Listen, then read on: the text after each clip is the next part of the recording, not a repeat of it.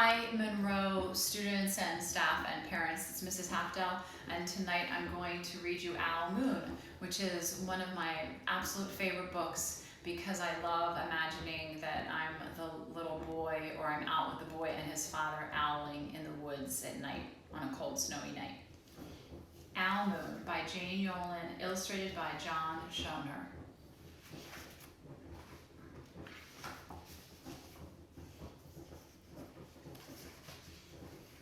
It was late one winter night, long past my bedtime, when Pa and I went owling. There was no wind, the trees stood still as giant statues, and the moon was so bright the sky seemed to shine. Somewhere behind us, a train whistle blew, long and low, like a sad, sad song. I could hear it through my woolen cap Pa had pulled down over my ears. A farm dog answered the train, and then a second dog joined in. They sang out, trains and dogs, for a real long time, and when their voices faded away, it was as quiet as a dream. We walked on toward the woods, Pa and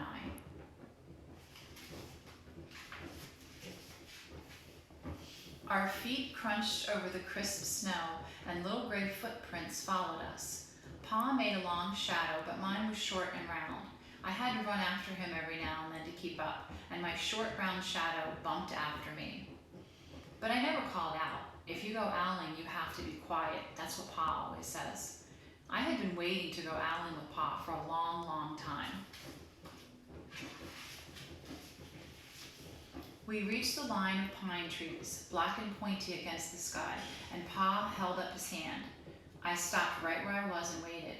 He looked up, as if searching the stars, as if reading a map up there.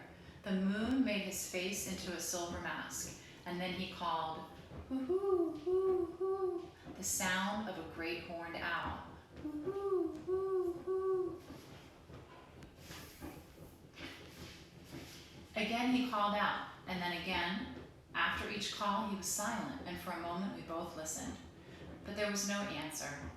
Pa shrugged and I shrugged. I was not disappointed. My brothers all said sometimes there's an owl and sometimes there isn't. We walked on. I could feel the cold, as if someone's icy hand was palmed down on my back, and my nose and the tops of my cheeks felt cold and hot at the same time. But I never said a word. If you go owling, you have to be quiet and make your own heat. We went into the woods. The shadows were the blackest things I had ever seen. They stained the white snow. My mouth felt furry, for the scarf over it was wet and warm. I didn't ask what kind of things hide behind black trees in the middle of the night. When you go owling, you have to be brave. Then we came to a clearing in the dark woods. The moon was high above us. It seemed to fit exactly over the center of the clearing, and the snow below it was whiter than the milk in a cereal bowl.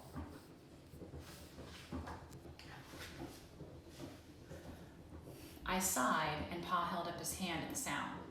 I put my mittens over my scarf, over my mouth, and listened hard, and then Pa called, hoo-hoo, hoo-hoo, hoo-hoo, hoo-hoo. I listened and looked so hard, my ears hurt and my eyes got cloudy with the cold. Pa raised his face and called out again, but before he could open his mouth, an echo came threading its way through the trees. Ooh, ooh, ooh. Pa almost smiled.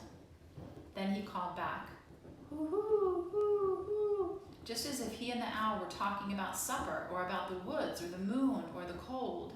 I took my mitten off the scarf, off my mouth, and I almost smiled too. The owl's call came closer. There he is right there, flying.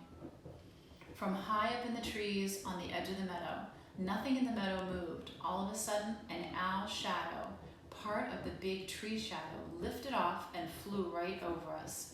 We watched silently, with heat in our mouths, the heat of all those words we had not spoken. The shadow hooted again.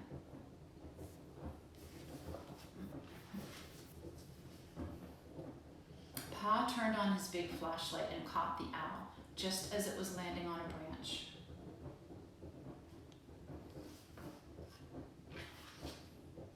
For 1 minute, 3 minutes, maybe even 100 minutes, we stared at one another.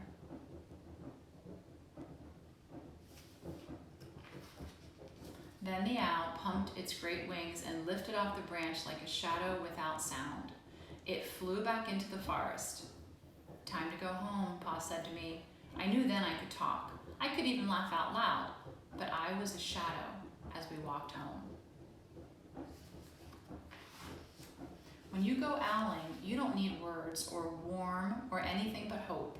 That's what Pa says. The kind of hope that flies on silent wings under a shining owl moon. So I hope you like that story as much as I do. Thank you for listening, and Mrs. Drum Tag, you're it.